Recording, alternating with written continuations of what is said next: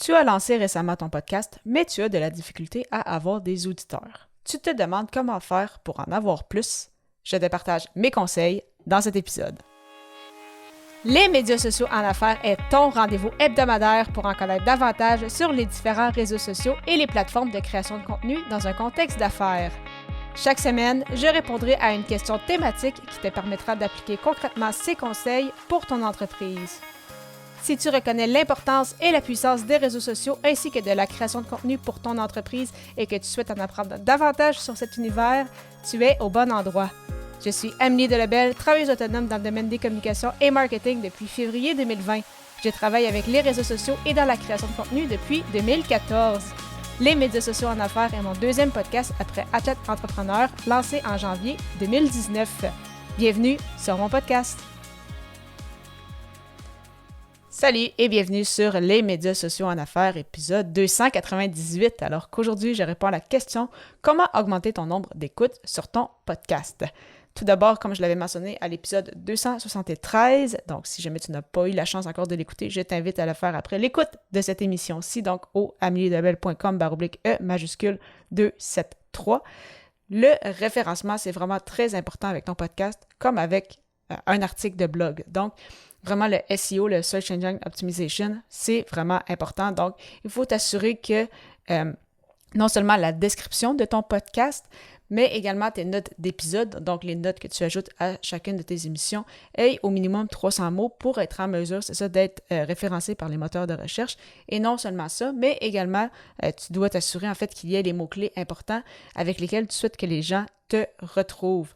Et c'est un peu la même chose aussi avec le SEO, avec tes titres d'épisodes de podcast. Donc, le SEO embarque aussi au niveau de tes titres. Donc, ce sont vraiment des aspects, quand je parle avec des podcasteurs, qui sont plus ou moins pensés, parce qu'on mise beaucoup, bien évidemment, sur l'audio, puisque, bien sûr, un podcast, c'est audio, mais vraiment, les notes d'épisode, la description de ton podcast et les titres sont très, très important aussi si tu veux justement t'aider à te faire découvrir davantage. Donc, penser au référencement. Donc, oui, ce sont des éléments qui semblent souvent anodins, mais qui, au final, ont un gros impact, surtout, encore une fois, sur le long terme. Un deuxième point important que plusieurs podcasteurs sous-estiment, c'est la constance. Alors, on le sait, avec la création de contenu, c'est vraiment le nerf de la guerre, mais particulièrement avec le podcasting. Pourquoi? Parce qu'avec un podcast, tu donnes rendez-vous à ton audience. De mon côté, depuis maintenant un peu plus de 4 ans, je te donne rendez-vous tous les lundis matins et là maintenant depuis peu également les jeudis matins, mais vraiment depuis 4 ans, c'est donc à chaque lundi, tu le sais qu'il va y avoir un épisode des médias sociaux en affaires. Je n'ai jamais délogé de ça, donc c'est vraiment important de fidéliser ton audience pour que les gens savent justement à quel moment ils peuvent t'écouter. Et encore une fois, ça c'est quelque chose, c'est une confiance qui se bâtit au fil du temps, tout comme la connexion avec tes auditeurs. Alors, une première façon justement d'aider à cette connexion-là, c'est de savoir justement à quel moment les gens peuvent te rejoindre et maintenir justement cette cadence-là. Si au départ, tu te dis, écoute, Amé, moi, un épisode par semaine, c'est beaucoup trop, ça serait peut-être mieux aux 2 semaines, aux 3 semaines, ou peut-être le format saison. Vraiment, il n'y a pas de souci. L'important, c'est d'être très clair à savoir, surtout au format saison. Par exemple, OK, cette saison-ci, il y a 8 épisodes, un épisode par semaine. Par la suite, je prends une pause et je vais revenir à tel moment.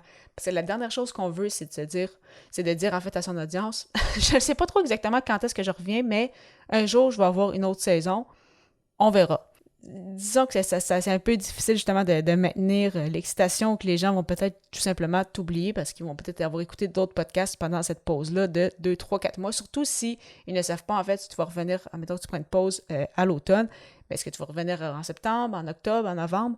Quand ça devient trop flou, ça devient un peu difficile à suivre et on sait justement à quel point le podcast, c'est vraiment important d'avoir un rendez-vous, donc important, c'est ça, de le maintenir et d'être très clair à ce niveau. Si jamais tu dois sauter un épisode ou autre, au minimum, peut-être le mentionner sur tes réseaux sociaux pour expliquer la situation. Donc, vraiment essayer d'être le plus constant possible et vraiment se penser rendez-vous comme un peu un rendez-vous médical, donc donner rendez-vous avec son audience. Un troisième point important pour t'assurer d'avoir un maximum d'écoute sur tes podcasts, c'est bien évidemment en faire la promotion. Ça aussi, on sait que c'est un gros nerf de la guerre en podcasting. Et non seulement en faire la promotion, mais aussi l'étaler dans le temps.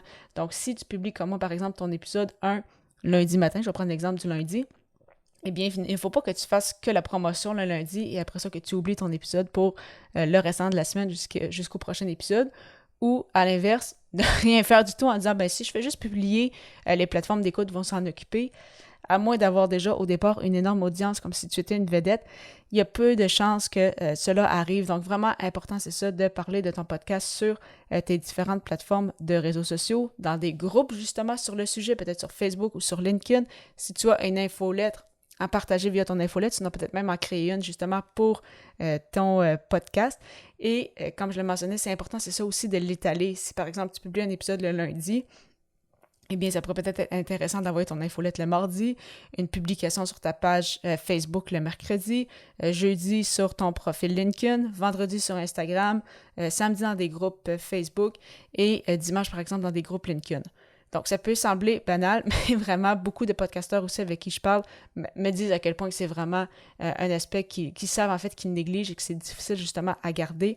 Mais c'est vraiment important pour bâtir ta communauté, encore une fois, surtout au départ, surtout si tu lances un podcast pour te créer une communauté, parce qu'il y a des gens, oui, qui lancent un podcast qui ont déjà une grosse communauté, donc pour eux, c'est peut-être plus facile d'avoir des auditeurs, mais si toi, tu débutes, le podcast, ça peut être un beau moyen, justement, d'avoir une communauté, mais pour ça, justement, il faut toucher les gens qui pourraient être intéressés par ton balado.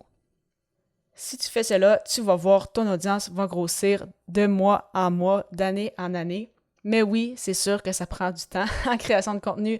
Il faut vraiment viser, encore une fois, sur le long terme, comme un marathon, vraiment un petit pas à la fois. Et j'en suis la preuve, parce qu'avec ce podcast-ci, donc les médias sociaux en affaires, mes premiers mois, par exemple, j'avais une centaine d'écoutes. Comme je n'ai pas d'invité non plus, mais là, c'était vraiment avec des gens de mon réseau.